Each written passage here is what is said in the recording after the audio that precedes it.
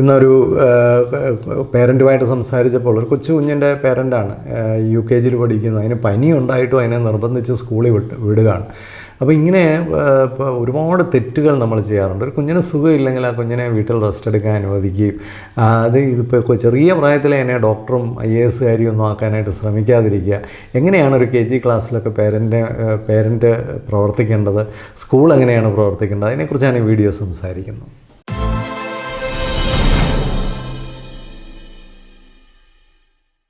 KG ക്ലാസ്സിലേക്കൊക്കെ കുട്ടികളെ ചേർത്ത parents തീർച്ചയായിട്ടും ഒരല്പം ടെൻസ്ഡൊക്കെ ആയിരിക്കും. കാരണം അവരുടെ കുഞ്ഞുങ്ങൾ ആദ്യമായിട്ട് സ്കൂളിലേക്കൊക്കെ പോകുന്നു, സ്കൂളുമായിട്ട് എങ്ങനെ അഡ്ജസ്റ്റ് ചെയ്യുമോ. ഈ സമയത്ത് പ്രധാനമായിട്ടും ആദ്യത്തെ കുട്ടിയെ സ്കൂളിൽ വിട്ട പേരൻറ്റ് കുറേ കൂടുതൽ ടെൻഷനുള്ളവരായിരിക്കും. കാരണം അവരെ സംബന്ധിച്ച് അത്തരത്തിലുള്ളൊരു എക്സ്പീരിയൻസ് ആദ്യമായിട്ടാണ്. ഈ മൂത്ത കുട്ടികളെ വളർത്തുമ്പോൾ പലപ്പോഴും അച്ഛനും അമ്മയും ശരിയായ രീതിയിൽ പേരൻറ്റിങ്ങിനെക്കുറിച്ചൊക്കെ പഠിക്കാൻ ശ്രമിച്ചില്ലെങ്കിൽ അവർ നടത്തുന്ന ഒരു പരീക്ഷണത്തിൻ്റെ റിസൾട്ടായിരിക്കും മൂത്ത കുട്ടി. അതുകൊണ്ട് തന്നെ മൂത്ത കുട്ടി പലപ്പോഴും ഒരല്പം വീക്കായി പോകാനൊക്കെ സാധ്യതകളുണ്ട്. രണ്ടാമത്തെ കുട്ടിയൊക്കെ ആകുമ്പോഴത്തേക്ക് കുറേ കൂടെ പേരൻറ്റ്സ് എക്യുപ്ഡ് ആകാനൊക്കെയുള്ള സാധ്യത കൂടുതലാണ്. അപ്പം ഈ KG ക്ലാസ്സിലേക്ക് കുട്ടികളെ വിടുന്ന പേരൻസിനോട് പ്രത്യേകമായിട്ട് പറയാനുള്ളത്, നമ്മൾ ഈ സ്കൂള് തിരഞ്ഞെടുത്തതിൽ തന്നെ എത്ര കൃത്യമാണ് എന്ന് നമ്മൾ എപ്പോഴും ചിന്തിച്ചുകൊണ്ടിരിക്കണം. ആ സ്കൂള് പേരൻസിൻ്റെ കയ്യടി വാങ്ങിക്കാനായിട്ട് പെട്ടെന്ന് പഠിപ്പിക്കുകയും തത്ത പോലെ കുറേ കാര്യങ്ങൾ പറയിപ്പിക്കുകയും ഒക്കെ ചെയ്യാൻ ശ്രമിക്കുന്ന സ്കൂളുകൾ മികച്ച സ്കൂളുകളൊന്നും അല്ല. ഒരു നല്ല സ്കൂളെന്ന് പറയുന്നത് ഒരു കുട്ടിയെ വളരെ ഹാപ്പി ആയിട്ട് ഓർഗനൈസ് ചെയ്യുന്ന ഒരു സ്കൂളാണ്. മോഡേൺ വിദ്യാഭ്യാസം എന്ന് പറയുന്നത് ഓരോ കുട്ടിയുടെയും ഡെവലപ്മെൻ്റൽ ആവശ്യങ്ങളെ തിരിച്ചറിഞ്ഞ് ഓരോ കുട്ടിക്കും വ്യത്യസ്തമായ സിലബസ് സൃഷ്ടിക്കാൻ കഴിയുന്ന ഒരു സമ്പ്രദായമാണ് ഇന്ന് ലോകത്ത് ഏറ്റവും ആവശ്യമായിട്ടുള്ളത്. കാരണം ഓരോ കുട്ടിയും വളരെ ഡിഫറൻ്റാണ്, വളരെ യുണീക്കാണ്, ഓരോ കുട്ടിയുടെ നീഡ്സ് ഡിഫറൻ്റാണ്.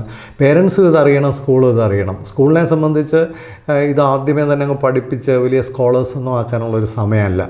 ഇതൊരു ഫൗണ്ടേഷണൽ ടൈമാണ്. ഇതിനെ ഗോൾഡൻ ടൈം എന്ന് നമുക്ക് വിളിക്കാം. ഒരു കുഞ്ഞിനെ ഓർഗനൈസ് ചെയ്യുന്നതിൻ്റെ ആദ്യത്തെ സമയം എന്നൊക്കെ പറയുന്നത് വളരെ ക്ഷമയോടുകൂടി, വളരെ സ്നേഹത്തോടു കൂടി, വളരെ സന്തോഷമായി നടക്കേണ്ട ഒരു പ്രക്രിയയാണ്. അപ്പോൾ KG ക്ലാസ്സിലേക്കൊക്കെ കുട്ടികളെ വിടുമ്പോൾ ആദ്യം തന്നെ അവരുടെ മാർക്കിനെ കുറിച്ച്, അവരുടെ പെർഫോമൻസിനെ കുറിച്ച് നിങ്ങൾക്ക് ആകുലതകളുണ്ടെങ്കിൽ തീർച്ചയായിട്ടും നിങ്ങൾക്ക് ചില ഗൈഡൻസ് പ്രോപ്പറായിട്ട് ആവശ്യമാണെന്ന് ഞാൻ തീർച്ചയായിട്ടും പറയും. നല്ലൊരു സ്കൂള് പേരൻസിനെയും കൂടി എഡ്യൂക്കേറ്റ് ചെയ്യാനായിട്ട് ശ്രമിക്കും. പല KG സ്കൂളുകളും തുടങ്ങിയപ്പം മാജിക്കുകാരും ആർട്ടിസ്റ്റുകളും അല്ലെങ്കിൽ പിന്നെ ട്രാഫിക് പോലീസ് ഓഫീസറും ഒക്കെയാണ് തുടങ്ങിയത്. എന്നാൽ ചില സ്കൂളുകൾ അങ്ങനെയല്ല. അവരെ ഒരു പേരൻറ്റിങ് ക്ലാസ്സൊക്കെ വെച്ചിട്ടാണ് KG ഒക്കെ തുടങ്ങുന്നത്. കാരണം എന്നാന്ന് ചോദിച്ചാൽ ആ തുടക്ക സമയം മുതൽ തന്നെ മാതാപിതാക്കൾ ഓർഗനൈസ്ഡ് ആകുകയും മാതാപിതാക്കൾ റിലാക്സ്ഡ് ആകുകയും ഒക്കെ ചെയ്താൽ അതിൻ്റെ ബെനിഫിറ്റ് കുട്ടിക്ക് ഒരുപാട് കൂടുതലായിരിക്കും. അപ്പം ഒരു ചെറിയ ക്ലാസ്സിലൊക്കെ കുട്ടികളെ വിടുമ്പോൾ, പ്രത്യേകിച്ച് KG ക്ലാസ്സിലൊക്കെ കുട്ടികളെ വിടുമ്പോൾ അവരുടെ പെർഫോമൻസിനെ കുറിച്ചല്ല ചിന്തിക്കേണ്ടത്, കുഞ്ഞുങ്ങളുടെ ഡെവലപ്മെൻറ്റിനെ കുറിച്ചാണ് നമ്മൾ ചിന്തിക്കേണ്ടത്. ഏറ്റവും പ്രധാനമായിട്ട് അവർക്ക് നല്ല സമീകൃതമായ ഭക്ഷണം കൊടുക്കണം.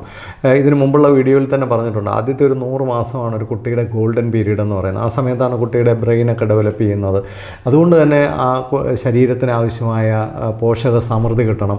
അപ്പോൾ ഏറ്റവും പ്രധാനമായിട്ട് നല്ല ഭക്ഷണം കുഞ്ഞുങ്ങൾക്ക് കൊടുക്കുക. Breakfast is the brain food.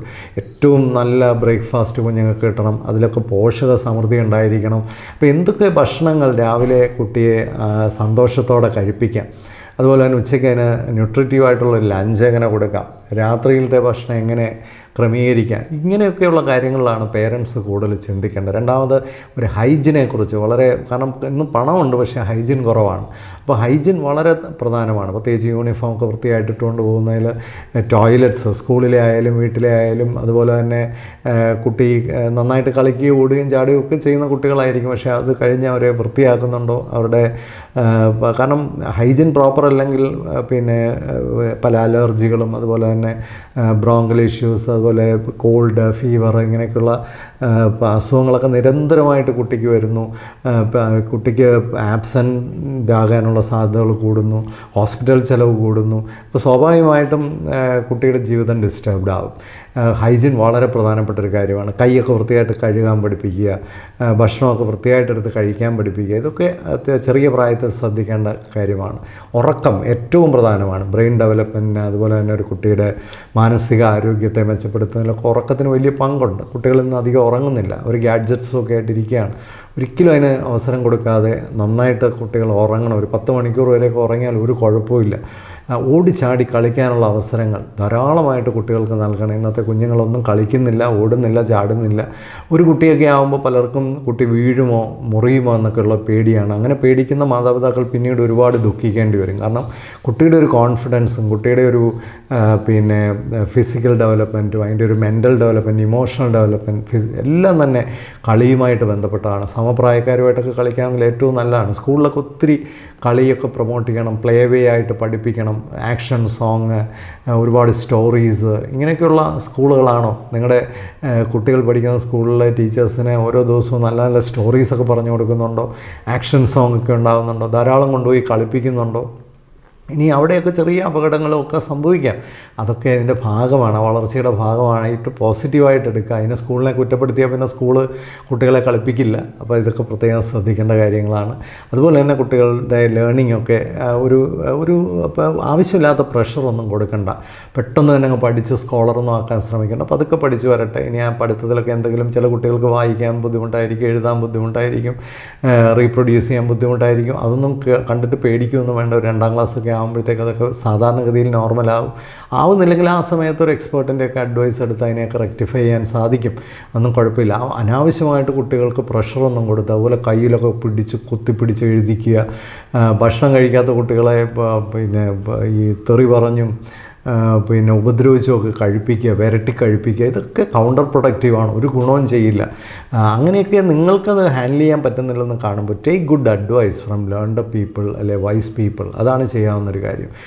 കുട്ടികളെ അമിതമായി സമ്മർദ്ദമൊന്നും കൊടുത്ത് കുഴപ്പത്തിലാക്കാതിരിക്കുന്നതാണ് നല്ലത്.